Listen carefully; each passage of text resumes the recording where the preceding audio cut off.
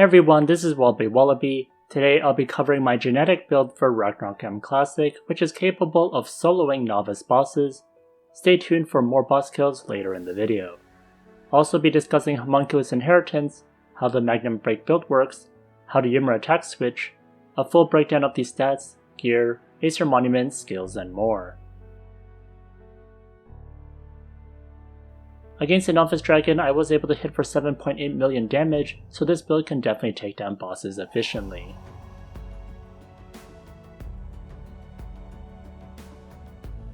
The dragon goes down quite quickly, which is fantastic. I'm really liking genetic these days. But before I continue, if you want to top up in Ragnarok M Classic, do not pay full price.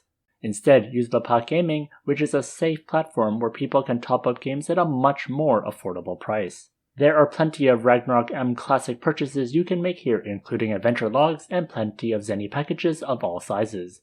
I'll select this Zeny package. Next, I got plenty of payment options to choose from.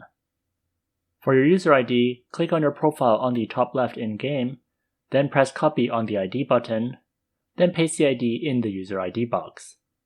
Lapakgaming is guaranteed safe with a 10 times money back guarantee, so it is as safe refining. So what are you waiting for?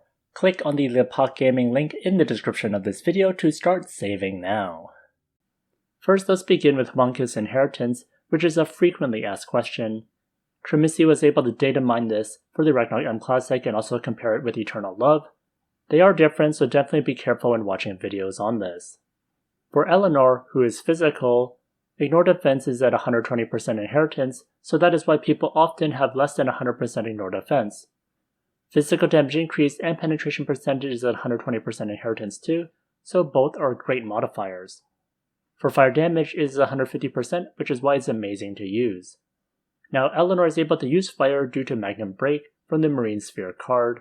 It is very important to use this technique, and its interaction isn't very obvious to new players. The big damage comes from this trick, so the Marine Sphere card is a must-have. Now for the ignore defense, since it inherits 120%, then you only need 62.5% ignore defense to give Eleanor 100% ignore defense. Homunculus strength is what gives Eleanor 25% ignore defense, which is why it's part of the formula. This is a great advantage for genetics, since getting 100% ignore defense isn't easy. And for my mechanic, I have to put in suboptimal gear to get 100% ignore defense because I lack morale and chance. Next is Ymir Switching. This is an unfair advantage that genetics have, so I'd highly recommend you do this. However, it can be expensive to have another set of gear, so focus on this after you have your main fire gear. Now this only works in PvE instances and PvP maps. It does not work if MVP hunting on the field, or in your home, or in town. In your Ymir, you need to have two builds.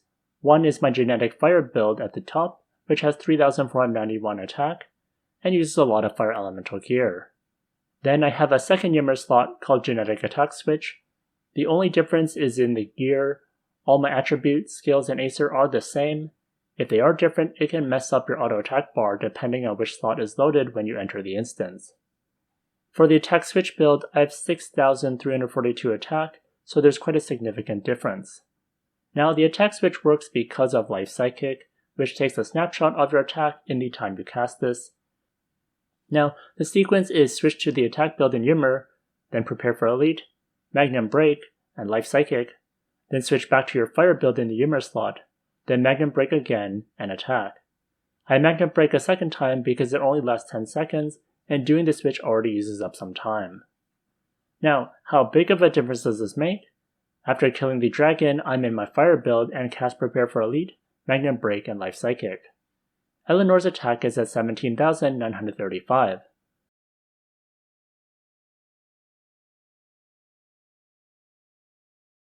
Next, I switch to my attack build this time and do Prepare for Elite, Magnum break, and Life Psychic. Then I switch back to my fire build. Her attack is now at 23,458, an increase of more than 5,500, which is huge. Now this definitely gives some mid to late game damage scaling potential. Please note that if she does die, you need to redo the sequence again, so try to keep her alive as much as possible. Next for my attributes, I max strength, then Vit, and then the remaining into Dex. The more strength, the more attack you'll have. For Vit, Super Life Psychic gives Eleanor 7 more attack per Vit, and the reason for Dex is for the hit, since Eleanor can miss without enough hit. Now the Dex also helps you with casting things. Now if you have enough hit, then you can invest more into Int as well for more damage, but I want to ensure I never miss. Next, let's break down these stats and my sources. I have 3,482 attack, I have 240 hit, I have 242 strength, 146 vitality, 110 dex, and 80 int. I have 17.5% penetration, I have 7 from Blessing of Goddess, 3 from Bone and Mouth, and 7.5 from 3 stacks of Satisfied Feast, and you can get more if you have the Andre Star card.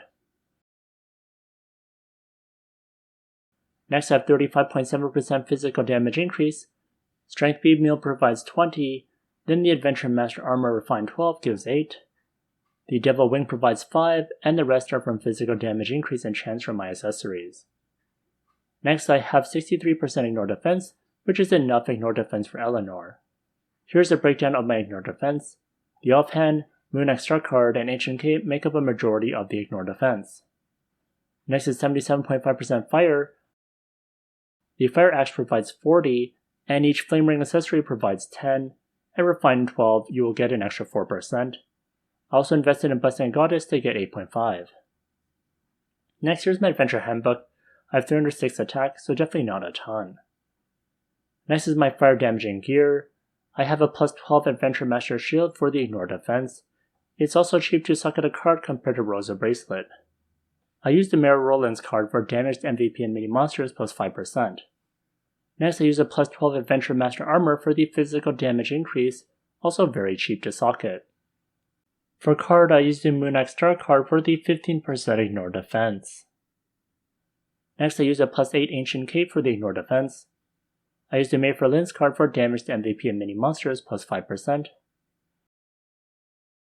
Next I used the plus 12 Adventure Master Boots for the attack percentage.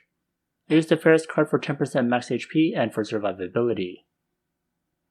Next I use a socketed Flame Ring for the 10% fire damage. I have the Marine Sphere card for the Magnum break. For my second accessory I used another Flame Ring. This one isn't socketed, but if I did I'd use some racial cards. Next is the weapon. I use a Refined 8 Fire Axe for the 5% fire damage per Refined level. For card I use 2 Minor's cards for damage to large sized monsters. Next is headwear. I use a Refined 4 White Knight Helm for damaged MVP and mini monsters. Next I use a Refined 4 Mr. Scream for the attack percentage. For mouth I use Bone and Mouth for the penetration percentage. For back I use Devil Wing for the physical damage increase. Next for tail I use the Sea Soul's Tail for the fire elemental damage plus 4%. Next for my attack switch I use the plus 8 Rosa Bracelet. It gives slightly more attack based on Ignore Defense at tier 9. This is optional. Rosa Bracelet is quite expensive to get to tier 9 and also to socket. Next for armor I use Saint's Cape. This gives a lot of attack based on HP. I only have this because I'm a mechanic and also play around with Shura. This is a pretty expensive one for attack, so definitely only get this if you already have this. And for card I use the Archer Skeleton Star card for 5% attack. This is definitely a cheap investment that's definitely worth it. Next for my first accessory I use a plus 12 Adventure Master Bracelet for the attack percentage. I have the Marine Sphere card in here. This is definitely one that you can invest in. Having 2 of these will definitely be budget friendly. For my second accessory I use a powerful ring for the attack percentage. For weapon I use Dumax, which provides a ton of attack. For card I use 2 rocker cards for the attack. You should only use this if you have the Dumax. Otherwise just use another weapon that gives you a lot more attack than the Fire Axe. For head I use the Ear of Tanamo, no Mei, for the 80 attack, and the rest is the same as my fire build. Next here are my skills. First are my merchant skills.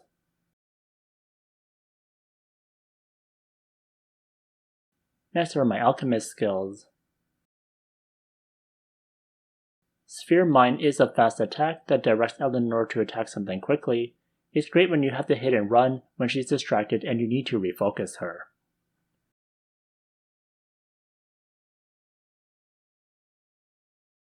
Next, here are my creator skills. Hellplant adds some extra damage, but it is by no means your primary DPS. Next are my genetic skills. Note I'm not at max job level yet. I would put the remaining points into genetic modification. For demonic fire, if you burn someone, you give them 25% reduced fire resist, so that is nice. Also, Searing Storm gives enemies in demonic fire 15% more fire damage, so this is also a nice debuff. Now for survivability, Health Link helps a ton. It transfers 50% damage received to Eleanor. Next, for Prepare for Elite, I have Loud Explanation, Life Merge, Health Link, and Card Boost. From my Aesir Monument, you have Tinder Breaker, which is a nice attack from Eleanor, but it does have a 5-second cooldown, which is why Sphere Mine is in my auto as well. Next, Aesir Monument also gives Homunculus Repair, which is a really nice way to heal. You definitely want to keep Eleanor alive as much as possible. Now for my manual bar, I have Prepare for Elite, Life Psychic, Magnum Break, Homunculus Repair, Demonic Fire, and Hellplant. Next on auto, I have Resurrect Homunculus, Tinder Breaker, and Sphere Mine. Next for Eleanor's skill, max everything out and put everything into the bar except for auto attack. You want her to use Silver Charge as much as possible, which is why auto attack is not in the rotation. You need to have those 8 nodes of Homunculus skill to max everything out from Aesir Monument. Next for Aesir Monument, the first priority is Homunculus skill. There are 8 nodes of these. You need them all to max out Eleanor's skills. Next is Life Merge Enhance. There are 5 nodes of these to give a lot of extra attack percentage for Eleanor. Next, the Homunculus Forbidden skill on the top right. This gives Eleanor Tinder Breaker. Then you have 2 Eleanor Blessing nodes for 3% more ignore defense each. Next for Homunculus Repair, there are 5 nodes of these. It's quite expensive, but you do need to keep her alive as much as possible. Finally, 5 nodes of Axe Mastery for the raw attack when using axes. Now this cost me 320 gold medals and 173,000 contribution. It's definitely not cheap to invest in genetic since many of these nodes are required for more damage. Next, with my remaining contribution, I chose attack nodes. I have 294.4 attack. Next are the guild buffs. First is Pray to Goddess, I have 125.2 attack. For Blessed Name Goddess, I have 5% ignore defense and 7% penetration. I also have 8.5% fire damage. Next are my foods. I eat Strength B, Fit B, and Int B. Then I eat 3 stacks of Frontier Royal Salad for the anti-death. Then 3 stacks of Satisfied Feast for the penetration percentage. Now for more raw attack, I also eat a slow attack alloy or a rapid attack alloy if I'm facing a particularly tough boss. For fire attack, I eat a fire mastery alloy or a fire controlling alloy against a very tough boss. Next is more footage against novice bosses. First I do the Ymir switch. I freeze frame to show I did it from my item bar. Then I cast Prepare for Elite, Magnum Break, then Life Psychic. I freeze again to show I'll click on the PvE fire build now.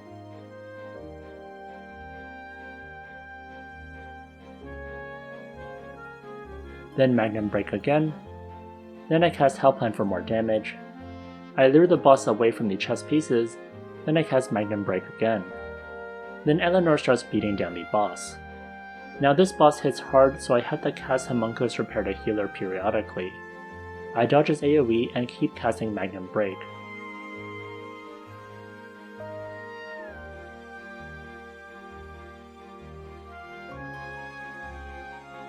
I also cast Demonic Fire for some extra damage. I keep healing her with Repair and casting Magnum Break.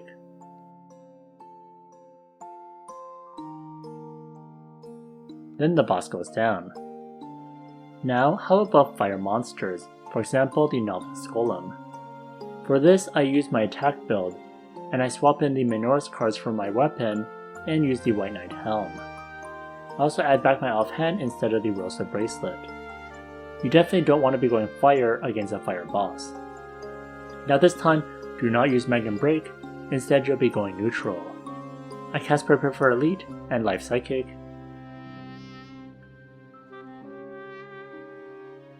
I dodge his summons and move away. Her damage is definitely lower without Magnum Break, but she still takes down the boss fairly quickly.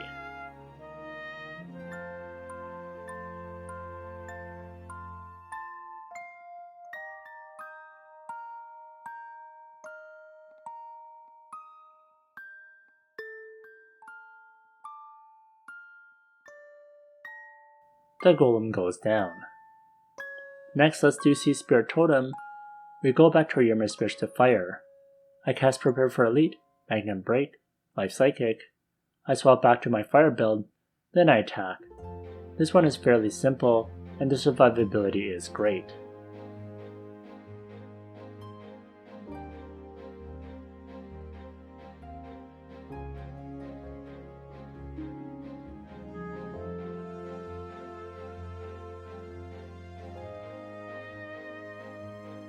The totem goes down. Now, the limit of this build right now is for 3 of Isles. It gets a bit messy, and Eleanor can get stuck sometimes in the tentacles. I hope to one day clear this too.